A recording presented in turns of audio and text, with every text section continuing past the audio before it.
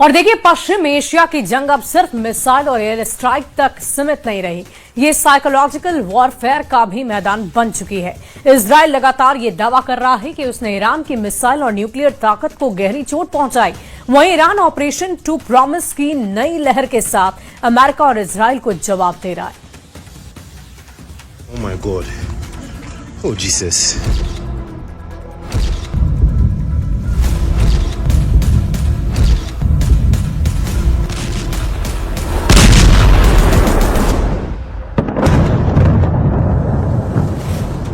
पश्चिम Asia में चल रही जंग का एक चेहरा मिसाइल और बम है, लेकिन दूसरा चेहरा है साइकोलॉजिकल वॉरफेयर। इजराइल लगातार ऐसे दावे कर रहा है जो सीधे ईरान की छवि और मनोबल को निशाना बनाते हैं। प्रधानमंत्री बेंजामिन नेतन्याहू का कहना है कि इजराइल ने ईरान के सरकारी ठिकानों, न्यूक्लियर इंफ्रास्ट्रक्चर, कमांड सेंटर और मिसाइल लॉन्चरों को तबाह कर दिया है।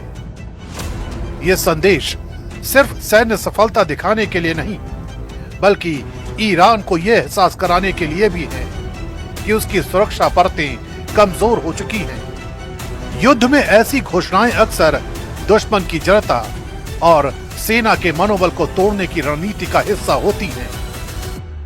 מפקדות ובסיסים צבאיים, מפעלי נשק, מחסני טילים וכטב"מים ומאות משגרי טילים בליסטיים, דבר שמפחית את האיום על מדינת ישראל.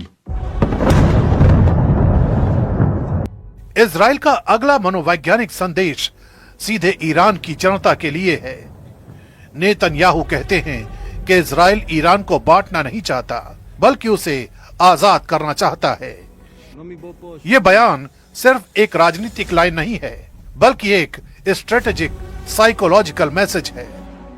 इसका मकसद ईरान की जड़ता और सत्ता के बीच दूरी पैदा करना है, यानी दुनिया को यह दिखाना कि लड़ाई ईरान के लोगों से नहीं, बल्कि उसके शासकों से है। इतिहास में कई युद्धों में ऐसी रणनीति अपनाई गई है जहां दुश्मन देश की आंतरिक एकता को कमजोर करने की कोशिश की जाती है। כי איננו מבקשים לחלק את איראן, אנחנו מבקשים इस मनोवैज्ञानिक लड़ाई का दूसरा मोर्चा लेबनान है। नेतन्याहू ने लेबनान सरकार को सीधी चेतावनी दी है कि वो हिजबुल्लाह से हथियार छीने और सीज फायर लागू करे। उन्होंने कहा कि अगर ऐसा नहीं हुआ तो हिजबुल्लाह की कार्रवाई के विनाशकारी परिणाम पूरे लेबनान को भुगतने होंगे।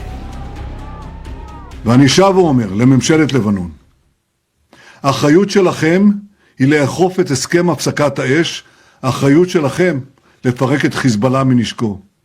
אם לא תעשו זאת, התוקפנות של חיזבאללה תביא השלכות הרות אסון על לבנון. והגיע הזמן שגם אתם, תיקחו את גורלכם בידיכם. אנחנו בכל אופן, אנחנו נעשה את כל הדרוש כדי להגן על יישובינו.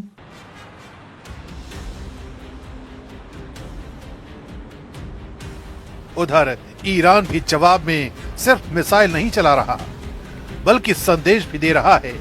ईरान की रेवोल्यूशनरी गार्ड ने ऑपरेशन ट्रू प्रॉमिस की 27वीं लहर शुरू कर दी है। रिपोर्ट के मुताबिक इस बार कुवैत के आरिफ जान स्थित अमेरिकी सैन्य मुख्यालय को निशाना बनाया गया है। ये कदम एक रणनीतिक संकेत है कि ईरान जंग को सिर्फ इजराइल तक सीमित नहीं रहने देगा। अमेरिकी ठिकानों को निशाना बनाकर ईरान ये दिखाना चाहता है कि उसके पास अभी भी जवाब देने की क्षमता और हिम्मत दोनों मौजूद है। इस पूरे संघर्ष में अमेरिका की चेतावनी भी उतनी ही अहम है।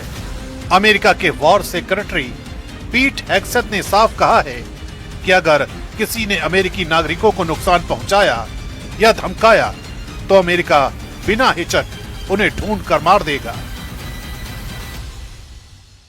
अगर आप अमेरिकियों को मारते हैं या दुनिया में कहीं भी अमेरिकियों को धमकाते हैं तो हम आपको ढूंढ निकालेंगे, बिना किसी माफी और बिना किसी हिचक के, और आपको मार गिराएंगे। ऐसे बयान सिर्फ सैन्य नीति नहीं बताते, बल्कि दुश्मन के मन में डर पैदा भी करते हैं। युद्ध में अक्सर शब्द भी हथियार बन जाते हैं और वेस्ट एशिया की इस जंग में अभी मिसाइलों के साथ साथ संदेश, धमकी और मनोवैज्ञानिक दबाव भी बराबरी से इस्तेमाल हो रहा है।